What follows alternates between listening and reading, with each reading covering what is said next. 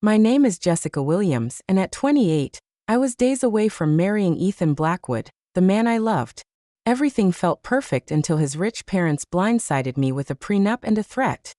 Sign it, or the wedding's off. They didn't know I was hiding $9 million, a thriving tech company, and a resolve to stand my ground. Their smug smiles were about to meet something they respected: money. Drop a comment to tell me where you're reading from. If you love stories of underdogs flipping the script, hit like and subscribe to follow my journey as I turn those smirks upside down. I grew up in a middle-class Chicago neighborhood. My parents, both high school teachers, drilled into me the value of hard work and education. We weren't rich, but we got by. I earned scholarships for every penny of my Northwestern tuition, pulling all-nighters for perfect grades. I graduated with a computer science degree and jumped into tech, determined to make it on my own. My grandfather always cheered me on. When he passed, I inherited $7 million from his savvy investments. I poured most of it into my tech startup, building educational software. By 26, my company added $2 million to my wealth. But you wouldn't know it from my modest apartment, practical car, or simple style. I wanted success on my terms, not my bank accounts. Only my parents, best friend Jenna, and financial advisors knew the truth. I met Ethan at a charity gala for kids' education programs. My company donated software, and I was there to represent it. Ethan was there because the Blackwoods always showed up at big events. His tall frame and warm brown eyes caught my attention, but his genuine passion for the cause won me over. We talked effortlessly about education gaps, hiking trails, and our love for spicy Thai food. When he asked for my number, I didn't hesitate, even knowing his family's elite status. The Blackwoods were Chicago royalty, tied to lumber barons and a law firm that ruled the Midwest's corporate scene. Our first date was a picnic in Millennium Park, where Ethan brought homemade sandwiches and admitted he'd researched my company. I loved his sincerity. Soon we were hiking, cooking badly, debating until dawn, and sharing a connection that made the world fade away. He never flaunted his wealth, and I kept mine hidden. It didn't matter. We were building something real. 6 months in, Ethan took me to meet his parents at their massive Lake Forest estate. It could have housed 8 families, with gardens straight out of a magazine. Richard and Victoria Blackwood were polite but cold, sizing me up. Victoria's innocent questions about my scholarships and my parents' teaching jobs were sharp jabs at my background. Ethan seemed used to it, brushing off their subtle insults. His dad was blunter, talking only to Ethan about people and events I didn't know, shutting me out. When Ethan proposed on our 2-year anniversary during a sunset cruise on Lake Michigan, I said yes instantly. His grandmother's emerald ring fit my hand perfectly. Wedding planning started as a dream, but soon showed cracks. Victoria had opinions on everything: venue, flowers, you name it. She never mentioned money outright, but it was clear she assumed I couldn't afford a proper wedding. I didn't correct her, keeping my wealth private for my own reasons. Pride stopped me from flashing my money to compete. Ethan tried to balance things, backing me on what mattered but sometimes nudging me to compromise. I did, because details like guest lists or cakes seemed small compared to marrying him. When Victoria added 50 of their friends to the guest list, I nodded. When she swapped my quaint cake for a 7-tier extravaganza, I let it slide. But my dress? That sleek, modern gown made me feel unstoppable, and I wouldn't budge. Even then, Victoria hinted I picked it for being budget-friendly, not because it was perfect for me. As the wedding neared, I started feeling like a guest in my own engagement. But I reminded myself that once Ethan and I were married, we'd create our own life, away from his family's grip. He'd already agreed we'd live in our downtown condo, close to our jobs, not in the Blackwood family neighborhood like his mom wanted. 3 days before the wedding, everything was falling into place. The venue was set, flowers arranged, catering locked in. I'd just finalized details with the photographer when Victoria called, inviting me to tea that afternoon. She said Ethan was stuck in meetings, and it'd be nice to bond before the wedding chaos. Her voice was sweet, but looking back, I should have caught the trap in it. Exhausted and stressed, I saw a chance to connect with my future mother-in-law. I had no clue I was walking into a setup that would shake the core of my relationship with Ethan and his family. The Blackwood estate looked even grander that Wednesday afternoon. Its stone walls glowed in the sun, the driveway flawless, not a pebble out of place. I parked my simple Audi and spotted Richard's Mercedes. Odd, since Victoria hadn't mentioned him. The housekeeper, Marta, greeted me with her usual quiet smile and led me to the formal sitting room. Not the cozy sunroom where Victoria usually had tea. Another red flag I missed. Victoria and Richard sat there, dressed like they were heading to a boardroom, not a family chat. Victoria's navy suit screamed money, and Richard's charcoal gray suit had cufflinks with the Blackwood crest. "Jessica, dear, thanks for coming on short notice," Victoria said, her smile cold. "Please sit."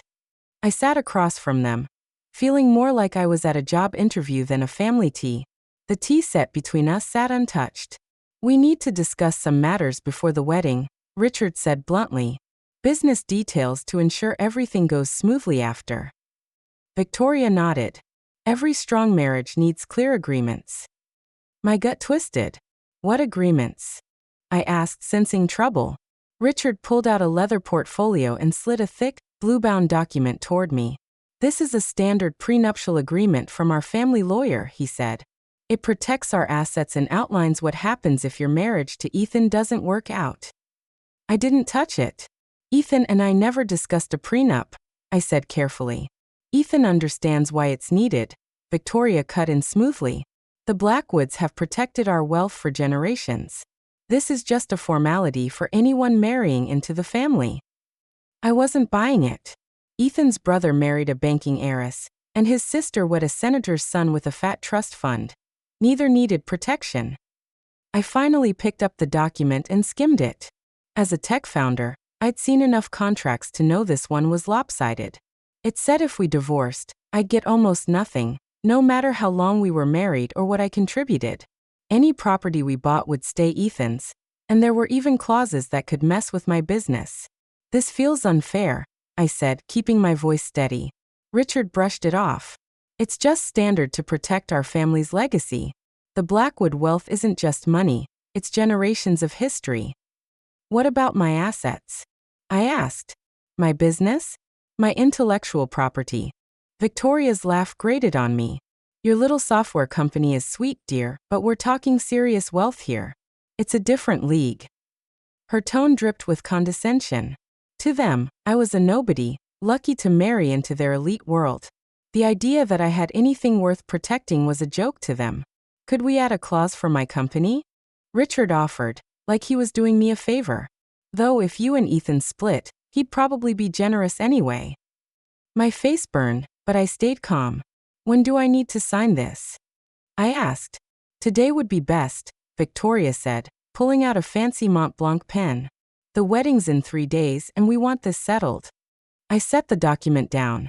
"I need my lawyer to review it first." Richard's eyebrows twitched. "Your lawyer? Really? Our family attorney is one of Chicago's finest." "Great for your interests," I shot back. "But our interests might not align here." Victoria's perfect mask slipped, showing a hint of irritation. "Jessica, this is standard. Everyone signs these. It's practical."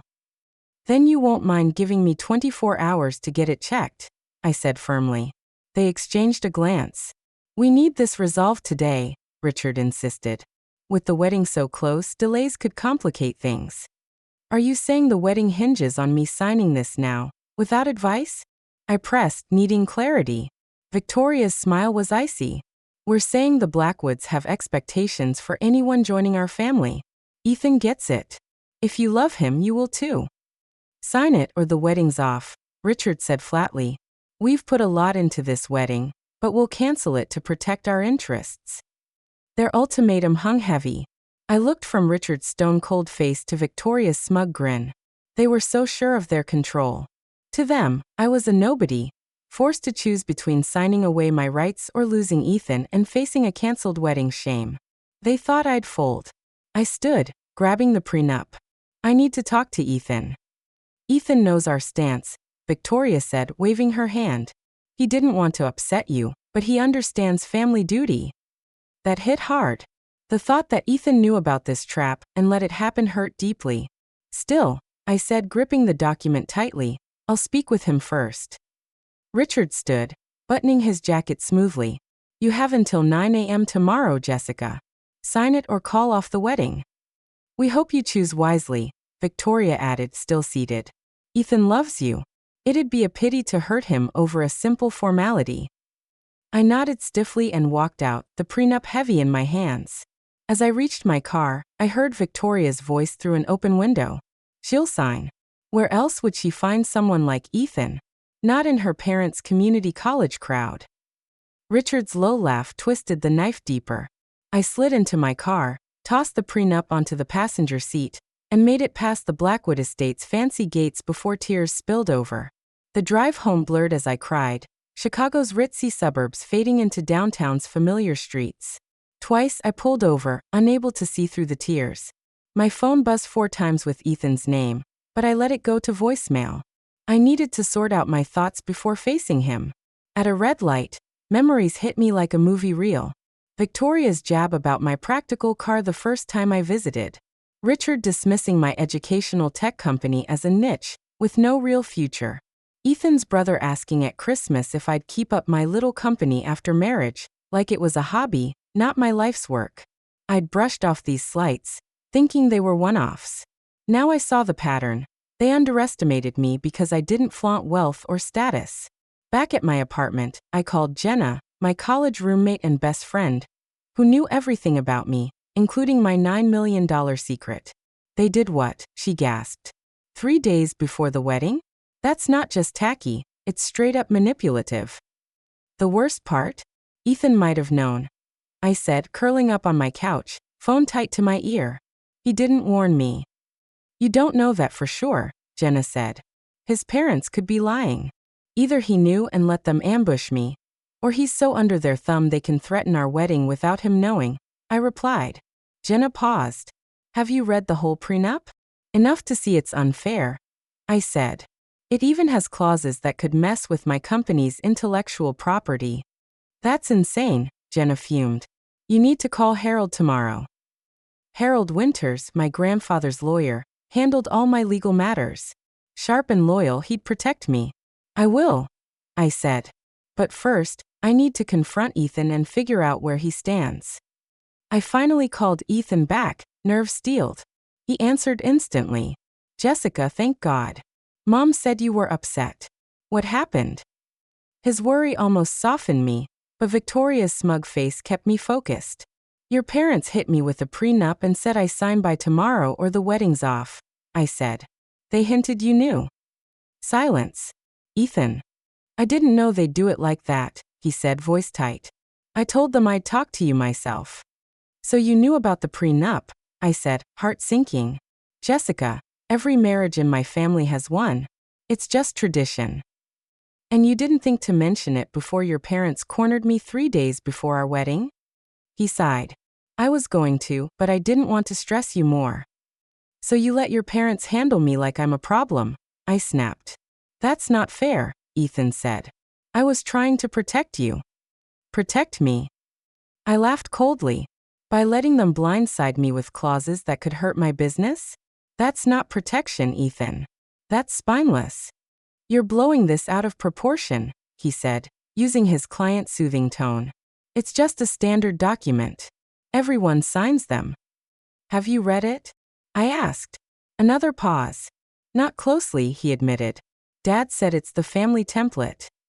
That template says I get nothing in a divorce, no matter what I contribute, I said.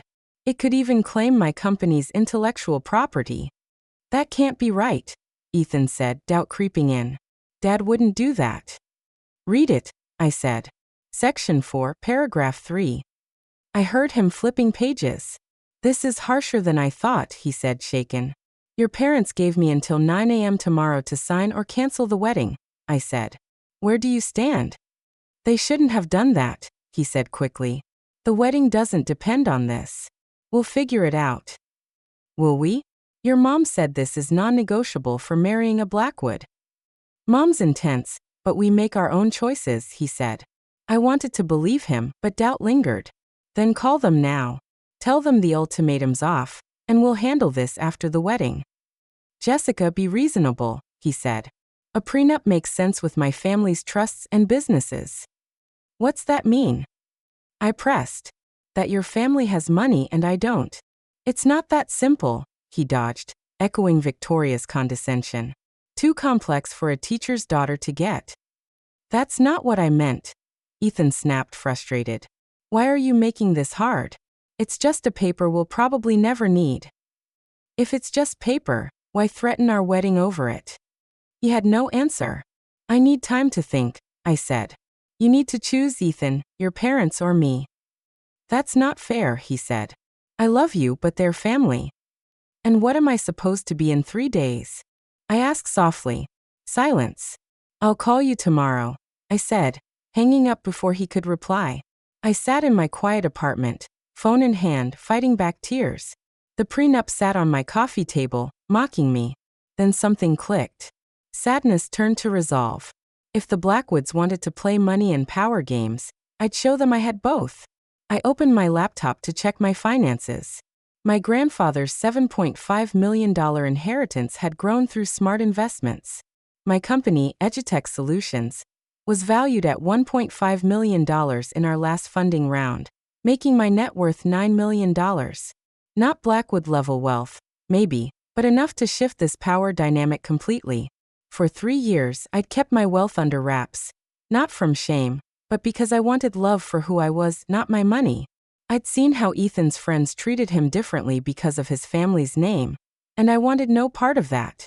Plus, in tech, staying low-key had its perks. But now, facing this ultimatum to sign away my rights or lose Ethan, I saw my silence had let the Blackwoods paint me as a gold digger. They were wrong. I was a successful entrepreneur and equal to their son. As clarity hit, a plan took shape. I wouldn't be bullied or sign their unfair prenup, but I wouldn't give up on Ethan without a fight. I texted Harold, my lawyer. Urgent meeting, 7 a.m. tomorrow. Prenup issue, wedding in 3 days. Details in person. He replied fast. At your office, 7 sharp. Bring documents. I barely slept, torn between anger, pain, resolve, and doubt. By morning, one thing was certain. No more hiding my success. The Blackwoods had forced this showdown, and they'd meet the real Jessica Williams, not the small-town girl they thought they could push around. At 6:45 a.m., I was at my downtown office, dissecting the prenup line by line. I wore my power suit, charcoal gray, tailored to exude confidence. My hair was in a sleek ponytail, and I put on the pearl earrings my grandfather gave me for college graduation, a nod to my roots and values. Harold arrived at 7 on the dot, sharp in his bespoke suit, silver hair neat, carrying his battle-worn briefcase. At 72, he was still one of Chicago's sharpest lawyers, fierce yet ethical. Good morning, Jessica, he said, setting his briefcase on my conference table. Your text surprised me. You never mentioned a prenup in our wedding talks. Because it didn't exist until yesterday, I said, handing him the document. My in-laws hit me with it 3 days before the wedding, demanding I sign by 9 a.m. today or cancel everything. Harold's eyebrows shot up as he took the papers.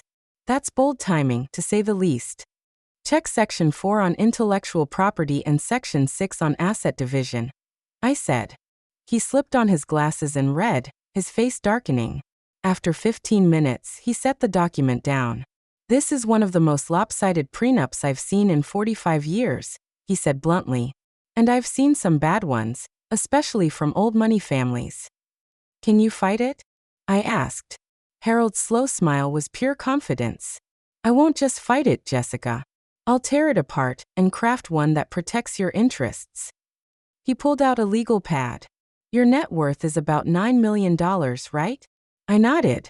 And the Blackwoods don't know? Not a clue, I said. Only my parents, Jenna, and you know. Harold chuckled, a deep, amused rumble. This will shake them up. He tapped his pen. Do you want to save this relationship, or just reject their terms and see what happens? Harold's question stopped me cold. I still loved Ethan, despite everything. The problem wasn't him, it was his family's power play. I want to save this, I said. But only if Ethan stands with me as an equal partner. And only if his parents see I'm not some poor girl they're graciously accepting. Got it, Harold said, nodding. We'll draft a fair prenup that protects both you and Ethan equally. For 2 hours, we built a new agreement. It safeguarded my assets, Ethan's too, set fair terms for any divorce, and locked down my company's intellectual property. Now the delivery strategy, Harold said as we finished. Timing and place matter. Where and when do you want to present this? I thought hard.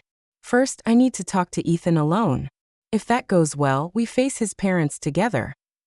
Pick a neutral spot for the family meeting, Harold suggested. Public enough to keep things civil, private enough for real talk.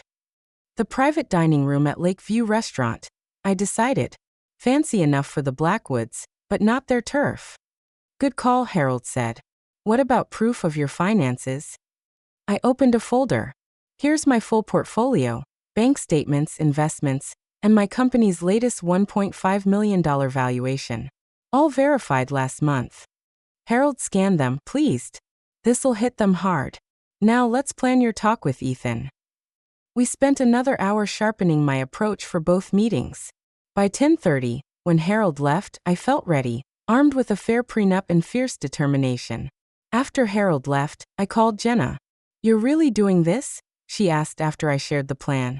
Revealing your $9 million secret? I have to, I said. I want a marriage built on truth and equality. What if Ethan's mad you hid this? She asked. I'd thought about that a lot. Then we'll deal with it, I said. But if he can't see why I wanted to be loved for me, not my money, maybe we're not right for each other.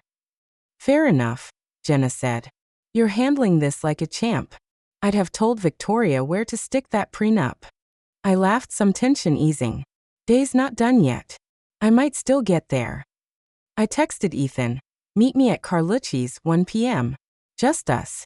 He replied fast, I'll be there. I love you. Those words stirred my heart. I believed he meant them, but could love survive this mess? I prepped carefully, getting a sleek blowout at my building's salon and touching up my makeup for a confident, polished look. I kept my grandfather's pearl earrings on, a reminder of my roots and his faith in me. At Carlucci's, our favorite upscale Italian spot where we'd celebrated our first anniversary, I felt grounded. I arrived early, asking for a quiet corner table. The maitre d', familiar with us, gave me a secluded spot perfect for a tough talk. Ethan arrived at 1 looking rough, tie crooked, eyes shadowed from a sleepless night. When he saw me, relief crossed his face. Jessica, he said, sitting across from me. I've been so worried since last night. I studied him, searching for the man I loved, not the Blackwood heir who let his parents ambush me. I almost didn't come, I said. Your parents backed me into a corner. He reached for my hand. I'm so sorry. I talked to them last night. It was ugly.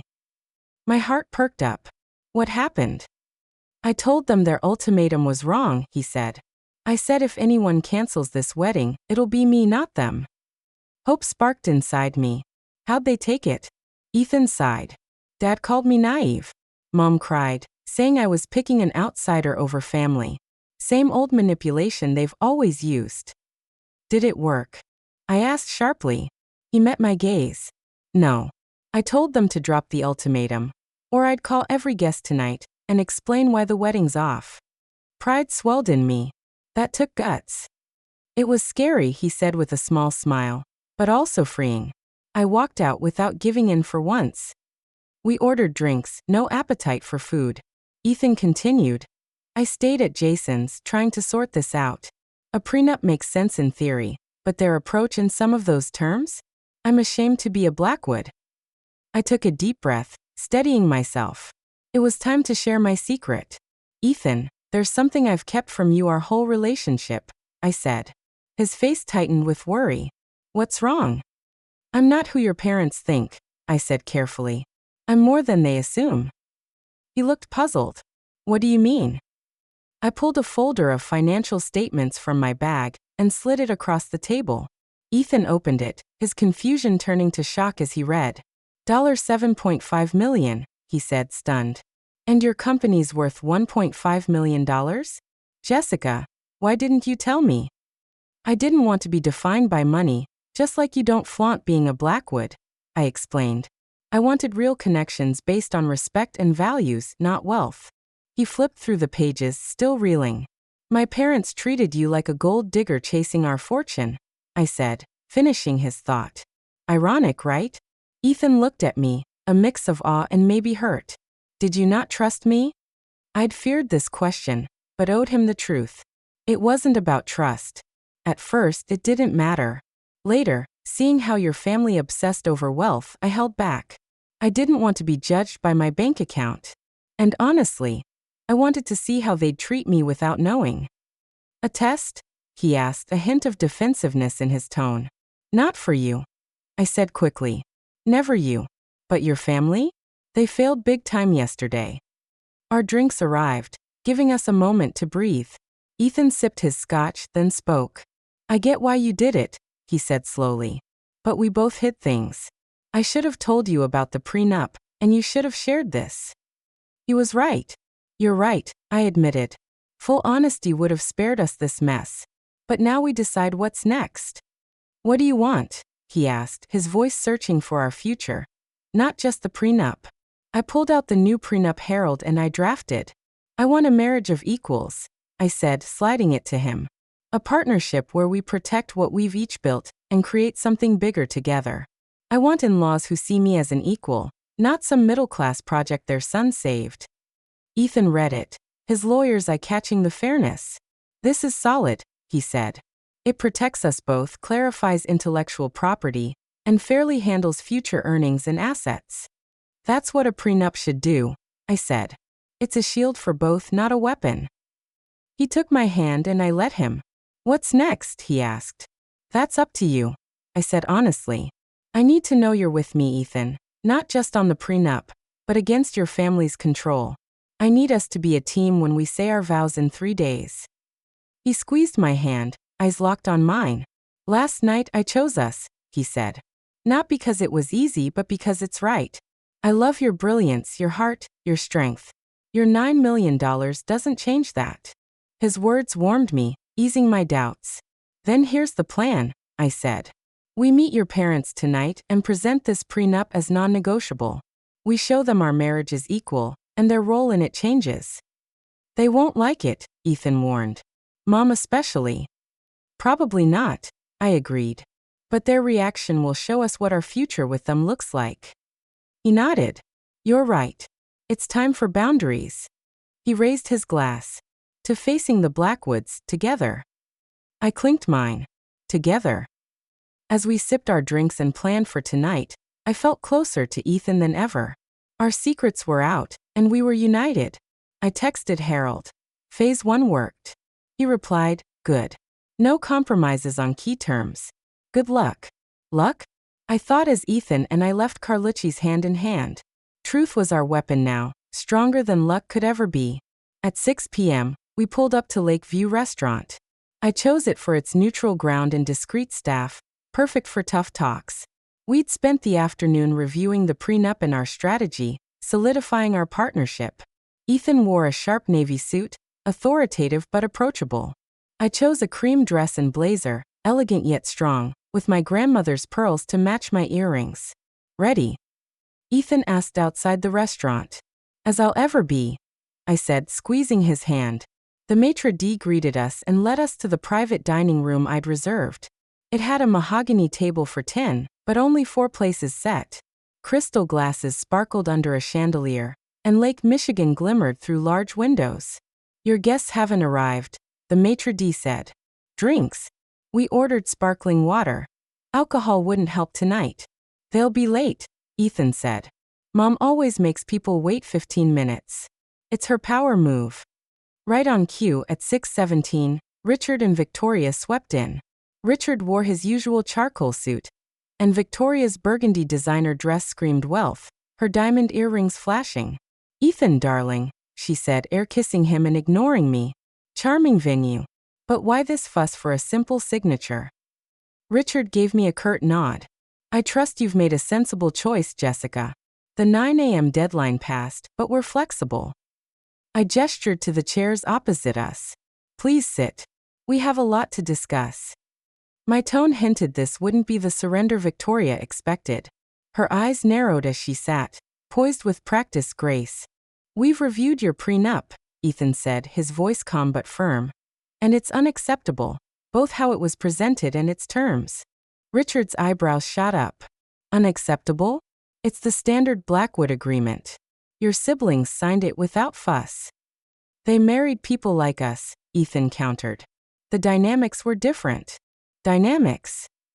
Victoria scoffed, waving her manicured hand. This isn't a social study, Ethan. It's basic legal protection any smart family would demand. I set my portfolio on the table, opening it to show our counterproposal and financial documents. We agree protection makes sense, I said coolly, so we've drafted a fair prenup that shields both sides equally. Richard's face hardened. That wasn't the deal. You were supposed to sign our document.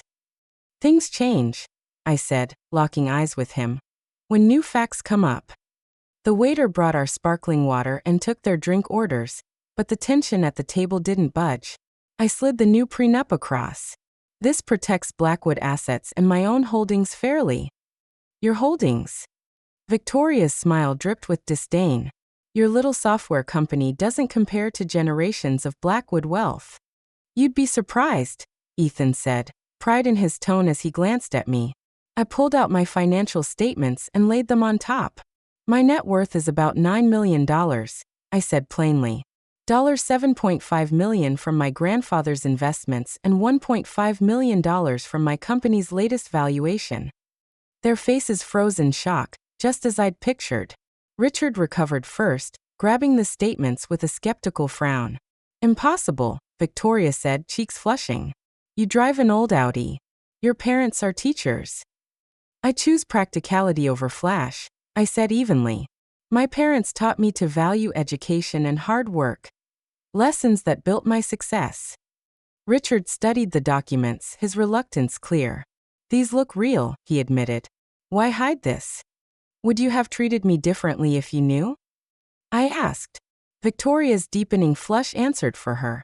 This changes things, Richard said, shifting into lawyer mode. We'll need to review your proposal carefully. Of course, I said. Just like I should have had time to review yours.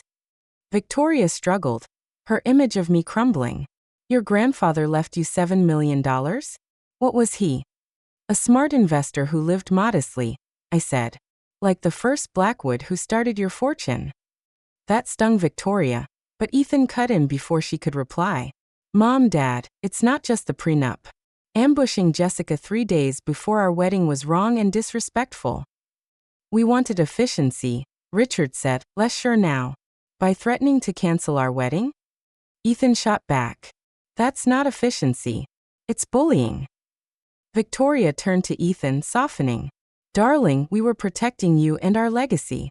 You understand. I understand you judged Jessica without knowing her, Ethan said firmly, and tried to control our relationship with money. That ends now. I'd never loved him more, watching him stand up to their lifelong manipulation. Our new prenup, I said, redirecting them, protects your assets and mine. It sets fair divorce terms based on contribution and marriage length, not just who owned what first. It also guards my company's intellectual property and your family's business. Richard scanned it, his lawyer's eye sharp. Some terms are unusual, he said, not unkindly. But fair, Ethan stressed, unlike your version. We need our lawyers to review this, Richard said, closing the folder.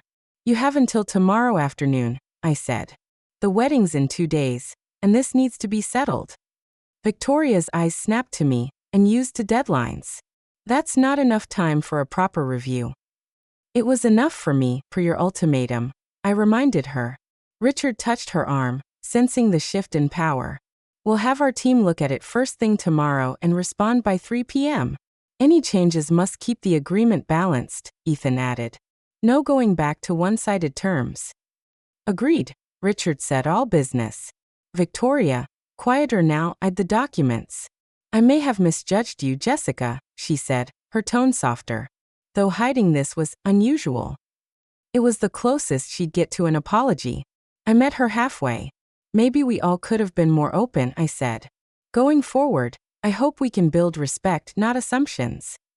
The waiter returned with Richard and Victoria's drinks and asked about dinner. We all passed, silently agreeing the meeting's purpose was done. As we stood to leave, Richard extended his hand to me. A gesture unthinkable a day ago. You're a tough negotiator, Jessica. The Blackwoods could use your perspective. I shook his hand, sensing a truce. I'm eager to add to the family in my own way, Mr. Blackwood. Victoria's goodbye was cooler, but lacked her usual superiority. It was progress, not perfection. Once they left, Ethan pulled me into a hug in the dining room. You were incredible, he whispered. We were incredible, I said, looking into his eyes. Together. His smile was pure, free of the past day's strain. Together. I love that. Leaving the restaurant hand in hand under a twilight sky, I felt everything click into place. The road ahead wouldn't be easy, especially with Victoria as my mother-in-law, but we'd reset the dynamics. We were equals now, to each other and his family. It was a solid start for our marriage. 2 days later, I stood in the Drake Hotel's antechamber, wearing my sleek wedding dress.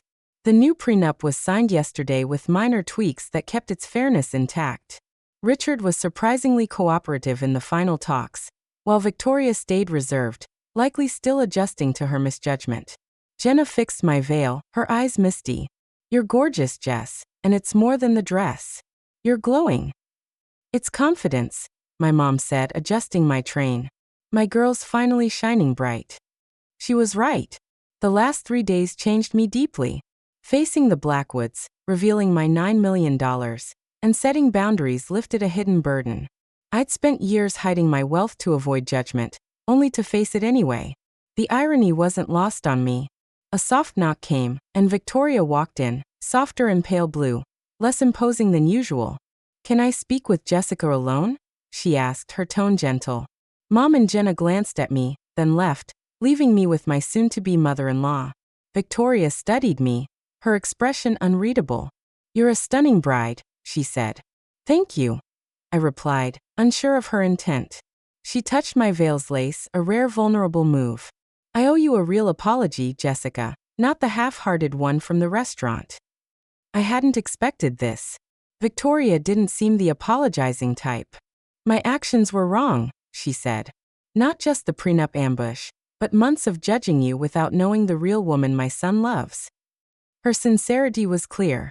That's not easy to admit, I said. She gave a small smile. Blackwoods don't admit faults often. I hope you and Ethan do better. She pulled a velvet box from her clutch. A peace offering, she said. Inside were antique diamond and sapphire earrings. These were Ethan's great-grandmother's, she explained. A factory worker's daughter who married a Blackwood despite resistance. Her grit saved their business during the Depression. The gesture and its meaning moved me. They're beautiful, I said. Thank you for the story. Maybe wear them today, she suggested. Something old and blue. I swapped my pearl earrings for the sapphires, letting her help. It felt like a small bridge between us. Ethan loves you, she said, stepping back. That should have been enough for me. I hope you can forgive my mistake. We've both learned about judging too soon, I said. Let's move forward. She nodded, steadying herself. I should join Richard. Your dad's coming to walk you down the aisle. At the door she paused. Welcome to the family, Jessica. For real. I stood there in the antechamber, staring at my reflection in the full-length mirror. The sapphire earrings dangled delicately from my ears, catching the soft light filtering through the windows. Each glimmer seemed to whisper stories of the past, of resilient women who had worn them before me. They weren't just jewels. They were symbols of strength, of women who had carved their paths in the Blackwood legacy despite odds stacked against them. My heart swelled with a mix of emotions, gratitude, excitement, and a touch of nervousness. This was it, the culmination of a whirlwind journey that had tested me in ways I never imagined. The earrings felt like a badge of honor, a quiet acknowledgement from Victoria that I belonged. The door creaked open and my dad walked in. His eyes, usually so steady and wise from years of teaching high school history, misted over as he saw me. He paused for a moment, taking in the sight of his little girl all grown up, ready to step into a new life. My brilliant girl, he said, his voice thick with emotion. He stepped forward and enveloped me in a gentle hug. careful not to wrinkle the sleek lines of my wedding dress. The fabric whispered softly against his suit jacket. Ready for this new chapter? I pulled back slightly, smiling through the lump in my throat. Absolutely, Dad. More than I've ever been. He nodded, his teary eyes sparkling with pride. We'd always been close, sharing late-night talks about dreams and ambitions. Today he was handing me off, but I knew he'd always be there, cheering me on. As we linked arms and stepped toward the ceremony hall, the sounds of murmured conversations and soft music drifted in. The Drake Hotel's grand ballroom awaited, decorated with elegant white flowers and subtle gold accents. It was intimate despite the 200 guests, family, friends, colleagues, who had gathered to witness our union. The doors opened and there he was, Ethan, standing at the altar, tall and handsome in his tailored tuxedo. His warm brown eyes locked onto mine, and in that instant, the world narrowed. His gaze was filled with pure, unfiltered love, erasing every bit of the past week's drama, the ambushes, the ultimatums, the revelations. I walked down the aisle on my dad's arm, each step steady and sure. The guests' faces blurred into a sea of smiles, but Ethan's expression anchored me. When I reached him, my dad placed my hand in Ethan's, giving us both a nod of blessing. The ceremony unfolded like a dream. Our officiant, a close family friend, spoke of love's trials and triumphs, words that resonated deeply after what we'd endured. When it came time for vows, we chose traditional ones, but infused them with heartfelt sincerity. I, Jessica, take you, Ethan, to be my husband, I said, my voice clear and strong. To have and to hold, from this day forward, for better or for worse, in sickness and in health, to love and to cherish, till death do us part. Ethan repeated the words, his voice steady, but I saw the emotion in his eyes. As we exchanged rings, his grandmother's emerald now paired with a simple band, the room seemed to hold its breath. Even Victoria, seated in the front row, dabbed at her eyes with a lace handkerchief, her usual composure softened. We sealed our vows with a kiss, soft and promising, as applause erupted around us. In that moment, we weren't just husband and wife. We were partners who had already weathered a storm and come out stronger. The reception followed in the hotel's opulent ballroom. Tables were adorned with crystal centerpieces and fresh orchids, the air filled with the scent of gourmet cuisine and champagne. But what struck me most was the change in the Blackwood's demeanor. Gone was the subtle condescension I'd endured for months. In its place was genuine respect, almost admiration. Richard, usually reserved and businesslike, pulled me aside early on. Jessica, allow me to introduce you to some associates, he said, his tone warm. He guided me to a group of sharp-suited men and women, proudly announcing, "This is my new daughter-in-law, Jessica Williams, Blackwood now. She's the founder of Edutech Solutions, revolutionizing educational software. Her company's just hit a $1.5 million valuation." Their eyes lit up with interest, and soon we were deep in conversations about tech trends and innovation. It felt validating, like I'd finally been seen for who I was. Victoria, too, showed a shift. She orchestrated the seating so I was next to her oldest friend, a federal judge named Eleanor. "Jessica, you simply must chat with Eleanor," Victoria said, her voice lacking its former edge. "She has fascinating insights on intellectual property law, perfect for your business." Eleanor and I hit it off immediately, discussing everything from court cases to work-life balance. It was Victoria's way of signaling approval, of welcoming me into her inner circle. As the evening progressed, Ethan and I shared our first dance under a canopy of twinkling lights. The band played a soft melody, and he pulled me close, his hand warm on my back. "Funny what $9 million does for respect," he whispered in my ear, a playful glint in his eye. I chuckled, swaying with him. "It's not just the money, Ethan. It's about standing up for yourself, demanding the respect you deserve." He nodded, his grin widening. "Maybe a bit of both. Either way, I've never been prouder to call you my wife." His words wrapped around me like a warm embrace. As we danced, the room spun in a blur of happy faces, but we were in our own world, ready for whatever came next. The honeymoon was our much-needed escape. We jetted off to the Greek islands, where azure waters met white sand beaches under endless blue skies.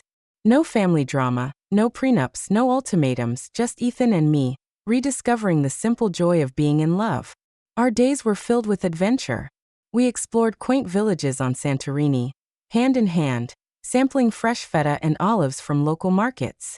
In Mykonos, we hiked to hidden coves, diving into crystal-clear waters that washed away any lingering stress. Evenings were magical. We'd sit on our villa's terrace, watching sunsets paint the sea in hues of orange and pink. Over glasses of local wine, we planned our future. "We have to stay true partners," Ethan said one night, his fingers intertwined with mine. "No more secrets, no letting family dictate our lives." I agreed wholeheartedly. Boundaries are key. With both our families, we build our own path. Those talks solidified our bond, turning the honeymoon into more than a vacation.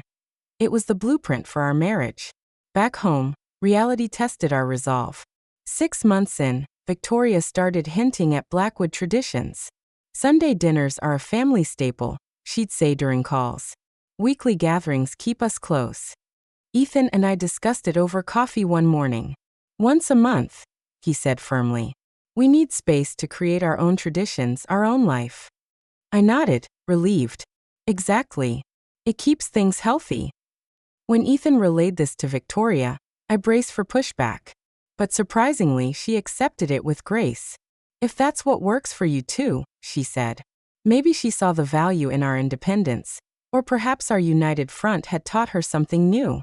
Richard's respect showed in practical ways. One day, he called me directly. "Jessica, we're upgrading our firm's tech infrastructure. Your expertise would be invaluable. Care to consult?" I was flattered. We met at his office, where I outlined recommendations: cloud integration, AI tools for case management. He listened intently, asking thoughtful questions, and implemented several ideas. It felt like true collaboration. When Edutech landed a major contract with Chicago's public schools, expanding our educational software to thousands of students, Richard sent a handwritten note. "Congratulations on this well-deserved success. Proud to have you in the family." It was warm, professional, a far cry from his initial dismissal. Ethan and I forged our own life, untethered from Blackwood expectations. We house-hunted together, falling in love with a modern loft in a vibrant Chicago neighborhood, close to work but with a cozy backyard for weekend barbecues. We pooled our resources to buy it, a symbol of our equality. Furnishing it became a joint adventure. Picking out furniture that blended our styles, from his classic leather couch to my sleek tech gadgets. Financial decisions were team efforts. We'd sit at our kitchen table, spreadsheets open, discussing investments. Neither dominated. We balanced each other's strengths, his legal insight, my entrepreneurial flair. The prenup, that once divisive document, gathered dust in a safe deposit box. Its true worth wasn't in the clauses but in the process, the battles fought, truths revealed, that forged our equal partnership. As months turned to a year, our routine solidified. Weekday mornings started with coffee and shared news headlines. Evenings were for cooking experiments, sometimes disasters, like my overspiced Thai curry, but always filled with laughter. Weekends varied. Hikes in nearby trails, echoing our first dates, or quiet nights in with books and wine. We hosted friends, blending our circles, my tech buddies with his law colleagues, for lively dinners. Challenges arose, of course. A family event where Victoria slipped into old habits, making a subtle dig about new money. But Ethan shut it down gently. "Mom, we've talked about this. Respect goes both ways." Her quick apology showed growth. Our boundaries held, strengthening our marriage. Professionally, we supported each other. When Ethan faced a tough case, I'd brainstorm strategies over late-night talks. He reciprocated, advising on my company's expansion plans. Our love deepened in small ways. A surprise lunch at my office, his hand in mine during walks. We were building something real, resilient. 2 years in, we discussed starting a family. "When we're ready," Ethan said. "On our terms." I smiled, knowing whatever came, we'd face it together. Looking back on that chaotic week before our wedding, I'm filled with a deep sense of gratitude for the crisis that shook us to our core. It was a firestorm, intense and all-consuming, but it forged our relationship into something stronger, like steel tempered in heat. It forced Ethan and me to confront issues that could have lingered in the shadows, festering silently until they tore us apart. That week wasn't just a hurdle. It was a crucible that redefined who we were, both as individuals and as a couple. I'd spent years hiding my wealth, driven by a desire for genuine connections untainted by dollar signs.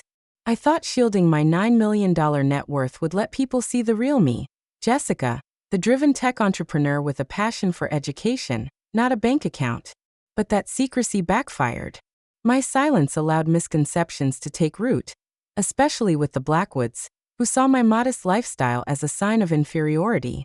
Their assumptions led to the very judgments I'd hoped to avoid. Ironic, isn't it? That week taught me a hard truth. True intimacy demands full disclosure. Hiding parts of yourself, even with good intentions, builds walls instead of bridges. Vulnerability, shared without fear, is the foundation of real connection. Ethan grew through this ordeal too. He'd always been the golden son, navigating his family's pressures with a practiced charm that smoothed over conflicts. But the prenup fiasco was different. It threatened the very heart of our relationship. For the first time, he had to choose between his family's expectations and the woman he loved.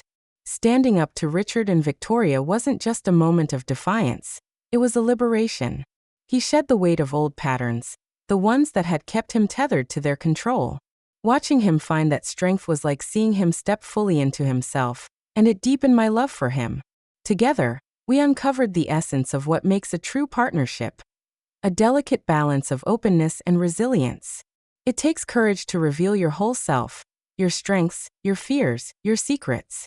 But it takes equal courage to fight for the relationship you envision, one where both partners stand as equals. We learned to celebrate each other's victories as our own. Whether it was Ethan closing a major legal case or me securing a new contract for EduTech. Partnership isn't just about love. It's about mutual support, where neither overshadows the other, and everyone strengthens the bond. The Blackwoods' worldview was a stark contrast to mine. To them, wealth was a tool for power, a way to maintain their towering status and control those around them. They saw my apparent lack of wealth as a flaw, a vulnerability they could exploit through their one-sided prenup. They thought they could manage me, mold me into a compliant addition to their dynasty. My $9 million truth shattered that illusion like glass. It wasn't just about the money. It was about forcing them to see me as an equal, someone with resources, resolve, and a vision of her own. That revelation didn't just change their view of me. It challenged their entire approach to family dynamics. No longer could they dismiss me as an outsider trying to claw her way in. I was a force to be reckoned with, standing shoulder to shoulder with their son. For me, wealth has always been about something different: independence and opportunity. It's the freedom to chase my passions, like building EduTech solutions to revolutionize education for kids who need it most. It's a tool for impact, not dominance, a way to create change without relying on others' approval. My grandfather's $7.5 million inheritance and my company's $1.5 million valuation weren't trophies to flaunt. They were the means to build a life on my terms. That perspective set me apart from the Blackwoods, and it still does. This difference in how we view wealth sparks occasional tension. At family gatherings, a discussion about investments might highlight the divide. Richard might talk about preserving the Blackwood legacy, real estate, trusts, and long-term wealth strategies, while I push for innovation like funding tech startups or supporting educational nonprofits. Victoria, ever protective of their status, might bristle at my focus on social impact over prestige. But these moments aren't just friction, they're opportunities. They lead to rich, sometimes heated, conversations that broaden our perspectives. I've come to appreciate Richard's strategic mind, and he's started to value my forward-thinking approach. It's not always easy, but it's always growth. Marriage, I've learned, is a beautiful, intricate dance of two worldviews colliding and blending.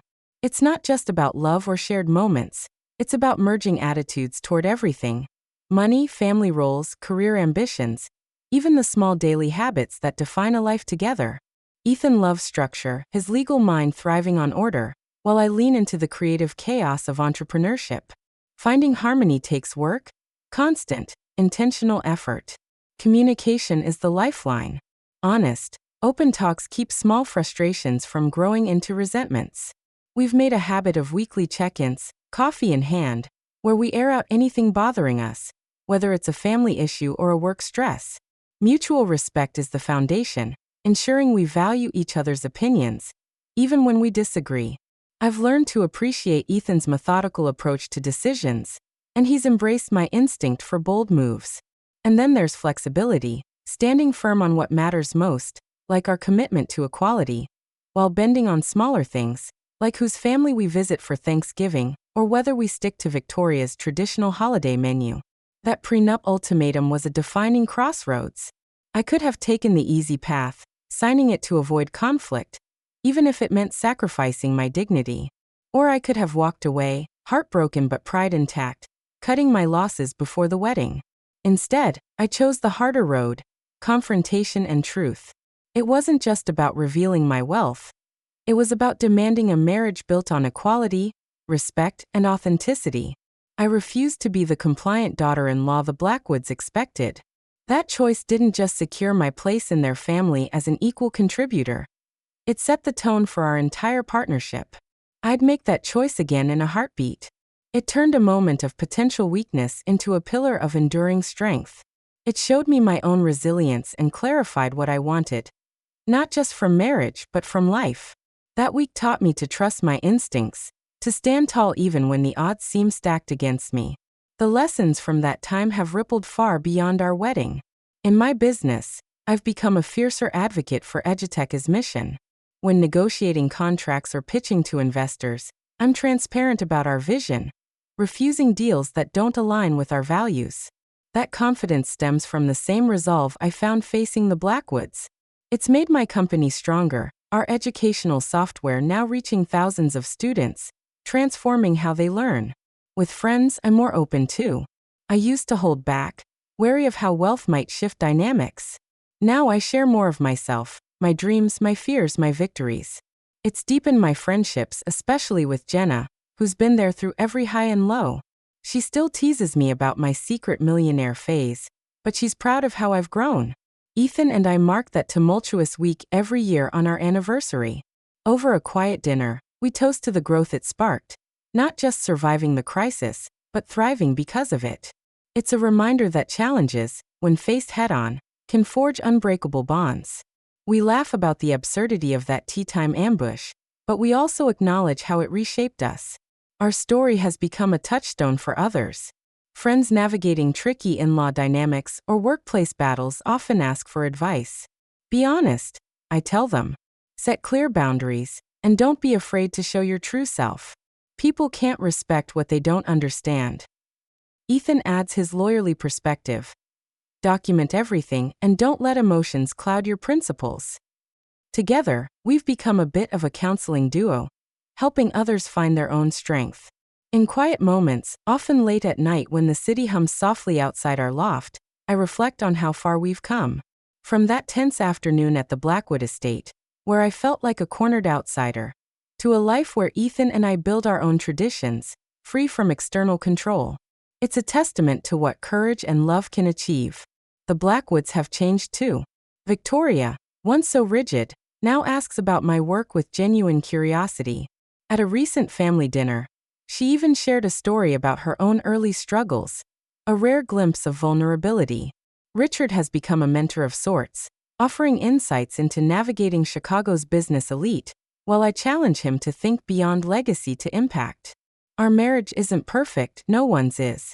We still argue, sometimes about silly things like whose turn it is to do dishes, sometimes about bigger issues like balancing our careers. But we approach every challenge as partners, knowing we've already faced one of our toughest tests and come out stronger. That week before our wedding was a crucible, but it burned away doubt and left clarity in its place.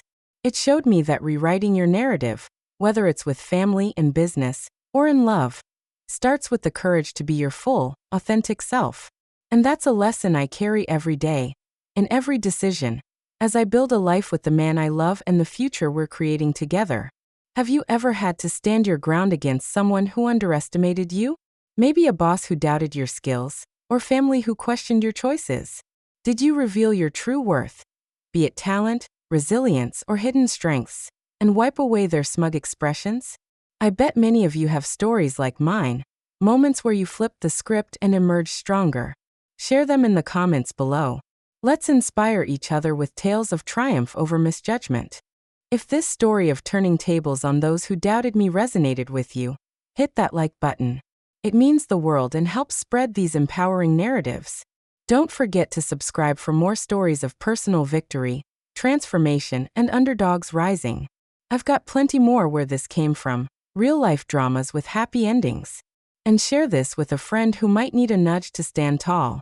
Maybe they're facing their own ultimatum or doubt. Your share could be the encouragement they need. Thanks so much for joining me on this journey. It's been cathartic sharing my story, and your engagement makes it worthwhile. Never forget, the most powerful move you can make is refusing to be less than your true self. Embrace who you are, fight for what you deserve, and watch the world adjust.